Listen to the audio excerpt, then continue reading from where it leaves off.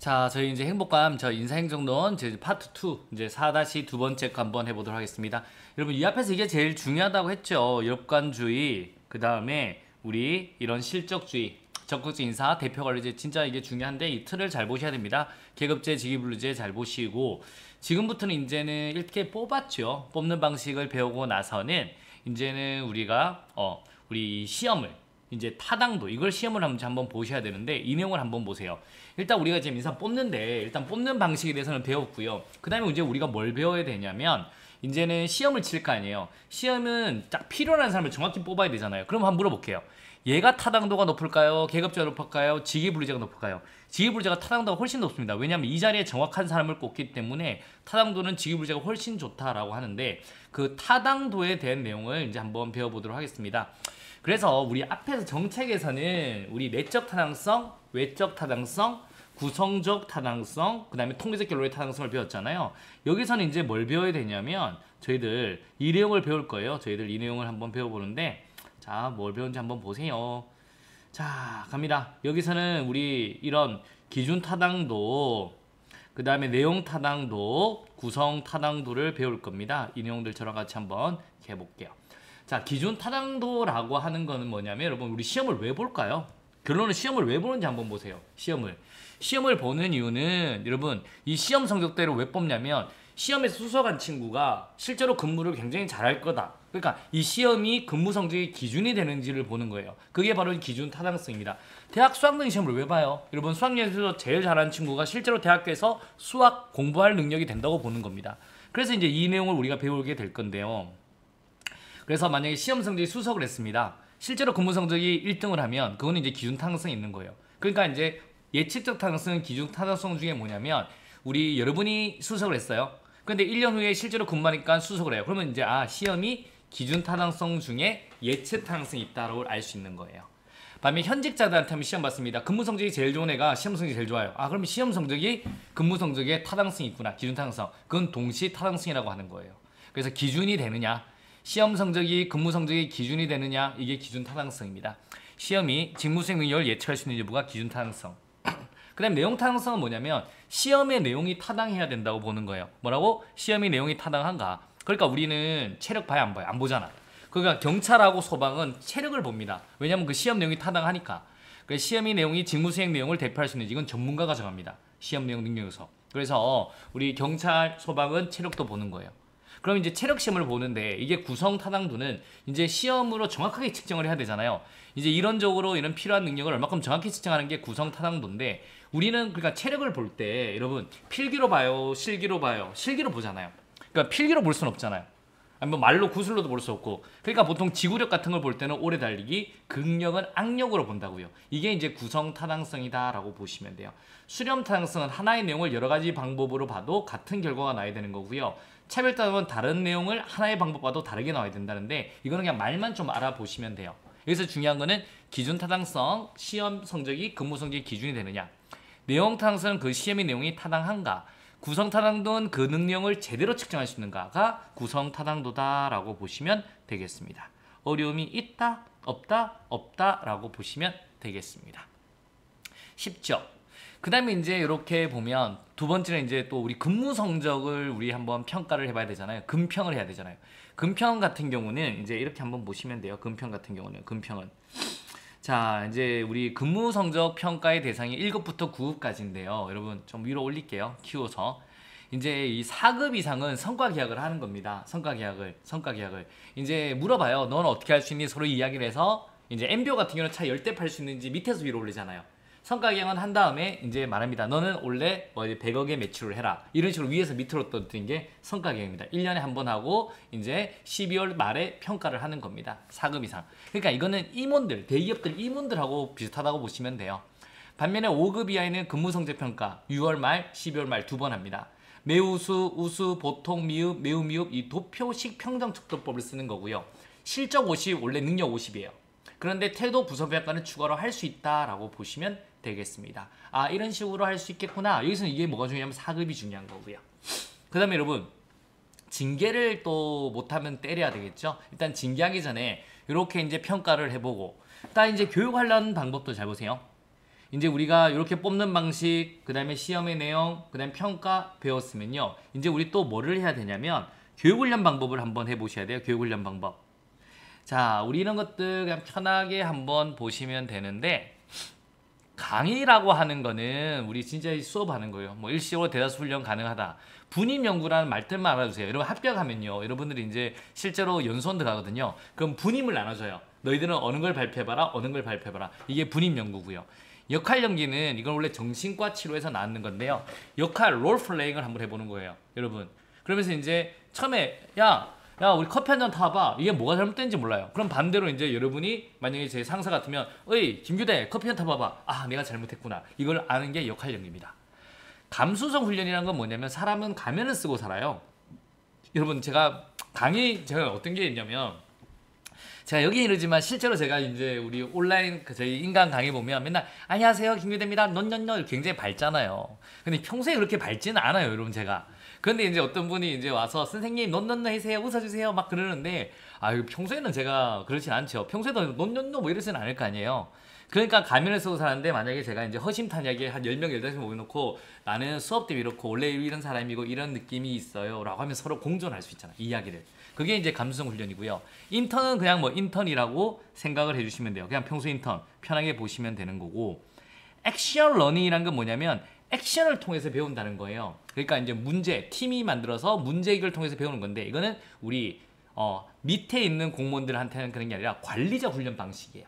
액션을 통해서 배운다라고 생각하시면 되고, 멘토링은 그냥 말 그대로 보시면 돼요. 학습조직 배운 적 있죠? 워크아웃 방식은 뭐냐면, 옛날에 GE사 있죠, GE. 지금이야 뭐 구글, 마이크로소프트 이런 게 미국에서 굉장히 잘 나가는 회사지만, 옛날에는 GE, 제너럴 일렉트릭이 최고였거든요. 거기서 왜 그래 잘 나가는지 연구했는데, 수직적 수평적 장벽을 다 제거해가지고 원활한 의사소통이 되는 거예요. 이런 방식이 워크아웃 방식이다 라고 편안하게 한번 보시면 됩니다. 그래서 이런 우리 교육훈련 방법 나오면 어렵지 않습니다. 대다수 굉장히 편하게 잘 맞추는 부분이다 라고 보시면 되겠고요. 그 다음에 이런 교육도 했고요. 그 다음에 이제 우리 뭐도 해야 되냐면, 잘 보세요. 이제 여기 평가도 했죠. 교육도 했고 평가도 했으면 이제는 또 우리 으쌰으쌰 하는 걸 한번 해봐야 됩니다. 으쌰으쌰 하는 내용을 여기서 이제 한번 쭉 봐볼게요. 자, 여러분 어떻게 하면 으쌰으쌰 하냐면, 일단은 유연근무제 되면 으쌰으쌰 하겠죠. 회사 다닐만 하네 이겁니다. 그래서 여러분들은 이제 유연근무제 하는데, 시간 선택제 근무제로도 뽑을 수 있습니다. 원래는 40시간 하잖아요. 8호 40시간. 근데 처음부터 뽑을 때 15에서 35시간으로 뽑는 거예요. 그럼 이제 여기서 이제 요 시간만 하고 이제 쉬는 거죠. 시간 선택제 근무제도 있고, 탄력 근무제는 40시간을 다 해요. 근데 자율적인 근무 시간을 만들 수 있습니다. 그러니까 시차 출퇴근은 여러분 봐봐요. 옛날에 이제 여러분들 어린이집에 이제 만약에 결혼해서 아이를 맡긴다 그러면 너무 빨리 맡기면 안 받아줘요. 근데 여러분 9시까지 출근하려고 그러면 집이 좀 멀면 한 7시 반에 맡기고 뭐 이러면 애 안 받아주거든요. 그럼 어떻게 해야 되냐면, 여러분 잘 보세요. 여러분이 출근 시간을 10시로 늘려요. 그럼 퇴근이 이제 7시로 하는 거예요. 그럼 이제 아이를 어린이집 맡기고 갈 수도 있는 거잖아요. 반면에 이제 여러분이 나중에 배우자분은 아침 7시에 출근하는 거예요, 같은 공무원이면. 그러면 이제 우리 2시간 빨리 출근했으니까 2시간 빨리 마치잖아요. 그럼 4시에 마친다고. 그러면 그분이 가가지고 아이를 받아올 수 있는 거예요. 이게 시차 출퇴근형이고요. 근무시간 선택형은 하루 1일에서 4에서 12시간 하고요. 5일 근무는 해요. 그러니까 뭐냐면, 하루 4시간 하면 여러분이 대학원을 가고 싶다. 그럼 일단 월요일 같은 경우는 4시간만 하는 거예요. 나머지를 더 채워서 근무하면 돼요. 일주일에 40시간 동안은. 그러면 이제 여러분 학교도 다닐 수 있잖아요. 집약 근무는 3.5에서 4일로 하루 쉴 수 있어요. 빡시게 몰아서 하면. 그게 집약 근무입니다. 그럼 재량 근무는 이제 우리 일반직 공무원들한테 잘 적용 안 되고 연구 이렇게 하는 분들한테 좀 되는데, 이분들은 회사를 안 나가도 프로젝트를 수행하면 40시간 인정해 주는 겁니다. 원격 근무제는 집에 안 가고 우리 집에서 근무하든가 아니면 스마트 워크에서 근무하는 걸 원격 근무제라고 한다. 이러면 이제 우리 공무원 좋네, 이런 걸 이제 마음대로 할 수 있으면 우리 공무원 너무 좋구나 이런 생각을 할 수 있게 되는 겁니다. 이게 이제 유연 근무제에 대한 내용이다라고 보시면 되겠습니다. 천천히 주네요. 그 다음에 이제 또 언제 여러분이 으쌰으쌰 될까요? 돈 주면 되겠죠. 보수 한번 해볼게요. 이제 보수의 체계는 계급자에서는 생활급이나 연공급을 주고요. 직위분류제는 직무급이나 직능급, 성과급을 주는데, 직무급은 난이도 책임도. 여러분 봐봐. 창문을 닦을 때 1층에 닦는 게 돈을 많이 받을까요? 100층 닦는 게 많이 받을까요? 100층. 그게 직무급이에요. 직능급은 그 직무를 수행할 수 있는 능력에 따라 주는 건데, 공무원 수업을 할게요. 여러분 우리 공무원 준비하는 분들 수업을 한다. 그런데 이게 만약 석사가 있으면 시간당 10만 원 주고 박사가 있으면 20만 원 준다. 이게 직능이에요. 그 일을 수행할 수 있는 능력에 따라 준다라고 보시면 되는 거고요. 성과급 같은 경우는 결과예요. 만약 100명 들을 때랑 200명 들을 때는 돈 다르게 주는 거죠. 이렇게 보시면 돼요. 그래서 우리 고위공무원단은 직무 성과급적 연봉제를 줘요. 이렇게 섞을 수도 있습니다. 이런 내용들 알아두시면 되겠고요. 그 다음에 또 한번 볼게요. 언제 으쌰으쌰 하냐면 이제 연금주무 으쌰으쌰 하잖아요. 근데 연금 개혁을 한번 2016년에 한번 했죠. 7% 내다가 평균 기준소득에 4개는 더 많이 내요. 평균 기준소득에서 9% 내고 1.9에서 1.7로 받는 걸 줄였죠. 그래서 우리가 의욕이 많이 떨어졌죠.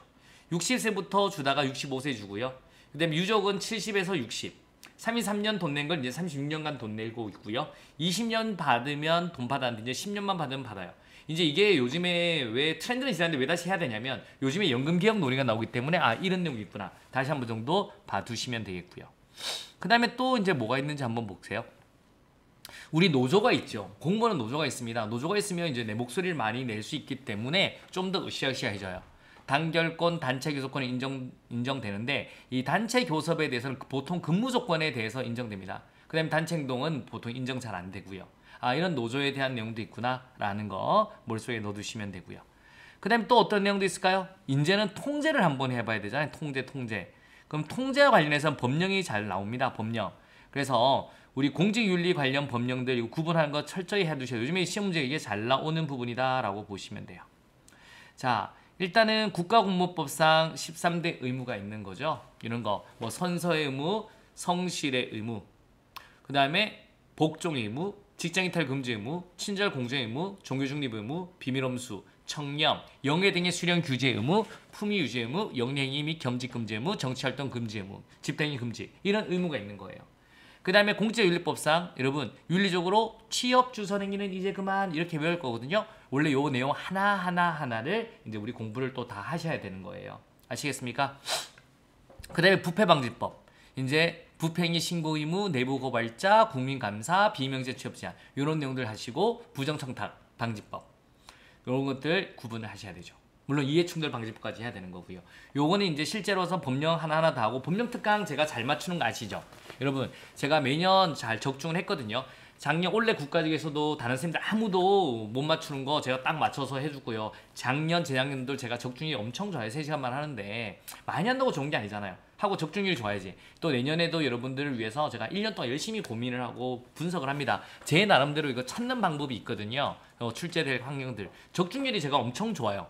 그러니까 적중률이 좋다는 게 뭐냐면 다른 교수님들이 다 하는 건 저도 하겠지만 못하는 걸 제가 이제 아무도 안 하는 걸 하나씩 확 잘 맞춰드리는데 제 나름대로 찾는 방식이 있고 방법이 있습니다. 그렇기 때문에 또 믿어주시고 하시면 또 내년에 시험 때 제가 항상 국가에 치기 전에 하는데 그때 또 잘 정리해드리겠습니다. 아 이런 이제 윤리 관련 법령들을 배우는구나 라고 머릿속에 넣어두시면 돼요. 그 다음에 우리 공직자 이해충돌방지법 이것도 이제 우리 머릿속에 배우셔야 돼요. 근데 이게 이제 2022년에 시행됐잖아요. 그러니까 내년까지는 잘 보셔야 돼요. 보통 시행되고 3년까지는 잘 나오거든요. 그래서 제가 작년에 세부적인 내용까지 강의를 쫙 했는데 그게 이제 출제가 탁 된 거죠. 그래서 내년까지는 이 내용들 좀 잘 보셔야 됩니다. 그래서 제가 법령 특강 때나 요거 상세하고 저희 노트에 상세히 있는데 요 내용도 제가 상세히 또 해드릴 겁니다. 정리가 잘 돼 있어요. 법령은 다 볼 수는 없지만 여러분이 시험 너무 풀 수 있게 이 법령을 정리를 해드리거든요. 그냥 이렇게 보는 게 아니라 어떻게 만들어졌고 어떤 내용을 주로 봐야 된다. 그 내용 설명드릴 테니까 잘 봐주세요. 그 다음에 부패를 배울 겁니다. 부패. 뭐 개인적 부패 혼자 해먹는 거죠. 조직적 부패는 잘 드러나지 않아요. 영화 같은 데 보면 나오잖아요. 경찰 같은 경우는 야 커튼 쳐 촥 치고 이거 임마 박사장님이 우리 수사비라고 줬어. 너희들 나눠가지고 하고 거기도 써. 이건 조직적 부패예요. 잘 안 들켜요. 원래 옛날에 경찰관님들은 이런 말이 우스갯소리 들렸어요. 받아먹는 거는 문제가 없다. 혼자 받아먹으면 문제가 된다. 그러니까 조직적 부패는 잘 드러나지 않아요. 일탈형 부패란 게 뭐냐면 실컷 단속하다가 돈 받아먹은 데는 단속하지 않는 거예요. 그게 이제 일탈형 부패다라고 보시면 되겠습니다. 이건 사례도 똑같이 나요. 제도화된 부패는 급행연락 커미션 받는 거예요. 권력은 야 내가 누군지 알아 이런 거고요. 생경은 먹고 살려고 부패 저지른다라고 보시면 돼요. 흑색 부패는 처벌받는 거고요. 회색은 긴가민가해요. 하지만 요즘에는 이런 우리 부정청탁 방지법 이런 게 다 통과가 돼가지고 요즘 회색 부패도 다 처벌받아요. 요즘에는.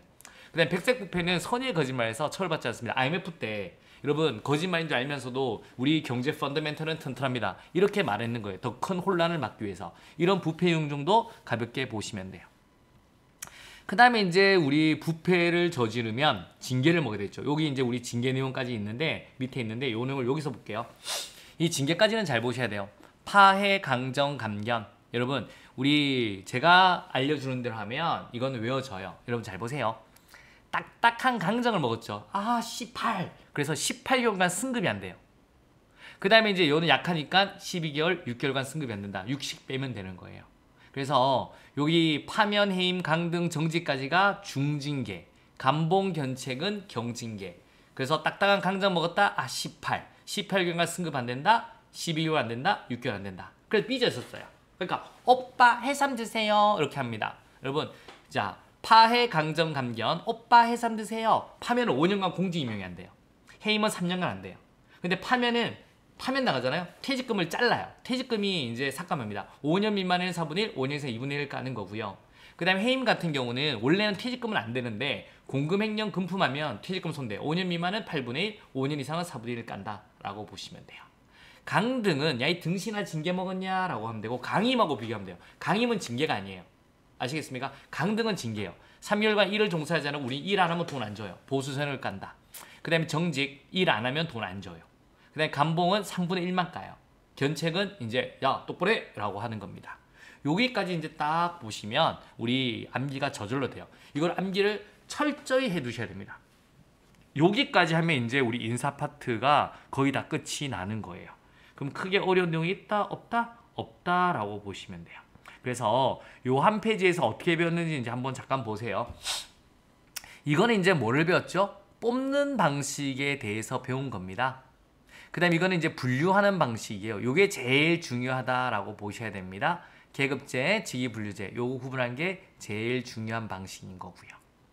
그 다음에 이제 실정법상 분류 방식도 요건 암기해야 될 방법이고, 그 다음에 이제 직위분류제 중에서 직위분류제 하는 방법들, 구성 요소들 보시고 요 평가 방법도 다 보셔야 되는 거예요. 아시겠습니까? 그 다음에 이제 이런 적극적 인사의 대표적인 고위공무원단제도 보시고, 그러니까 이제 우리가 시험 치고 뽑아야 되죠. 그럼 시험에 대해서 기준 타당도, 내용 타당도, 구성 타당도에 대한 개념 알아두셔야 되는 거고요. 그 다음에 이제 우리 근무하다 보면 교육을 해야 되죠. 교육 훈련 방법 앞에서 배웠고요. 교육을 하고 나서는 이제는 평가를 해야 되겠죠. 이런 근무 성적 평가하는 방법, 성과 계약과 근무 성적 평가하는 방법 머릿속에 넣어두시고요. 그 다음에 이제 어떻게 하면 동기부여를 해야 되잖아요. 그래서 우리 보수도 배웠고 공무원 노조도 배웠고 연금도 배웠고 이렇게 했습니다. 그 다음에 통제도 해야 되잖아요. 통제 관련해서는 법령 내용을 보셔야 됩니다. 그 다음에 마지막에는 이제는 우리 처벌을 해야 되잖아요. 징계 처분 내용까지 보시면 인사는 끝이 나는 겁니다. 인사에서 가장 중요한 거는 딱 요 그림을 정확하게 이해하시는 거예요. 요것만 머릿속에 딱 넣으시면 인사 별로 안 틀려요. 인사는 요거 넣으시고요. 암기해야 될 거. 요거 칼같이 암기해 주시면요. 이제 인사는 걱정이 없어요. 인사는 제가 시킨 대로만 해두시면 깔끔하게 정리됩니다. 요 그림 반드시 외우시고요. 이제 우리가 뭐가 남았냐면요. 다음 타임에는 재무가 남았습니다. 재무도 역시 우리 두 가지 배우면 되거든요. 그 두 가지 중심으로 하면 깔끔히 정리되고요. 환류나 지방자치도 크게 보면 논리적으로 딱 맞아떨어집니다. 그래서 이렇게 틀을 갖고 이 틀을 반드시 하세요. 그 다음에 세부적인 내용을 공부하면 우리 인사 안 어렵습니다. 자, 이렇게 이제 세부적인 내용은 저랑 같이 올인원해서 꼭 공부하실 거죠? 하시니까 걱정하지 말고 틀을 머릿속에 잘 넣자. 내가 뭘 배워야 되는지 아는 게 제일 중요해요. 그 내용 아시면 되니까 조금만 이제 고생하시고요. 이제 우리 다음 시간에는 재무 공부해 보도록 하겠습니다. 자, 굉장히 고생하셨고요. 다음 시간에 또 뵙도록 하겠습니다. 여러분 고생하셨습니다.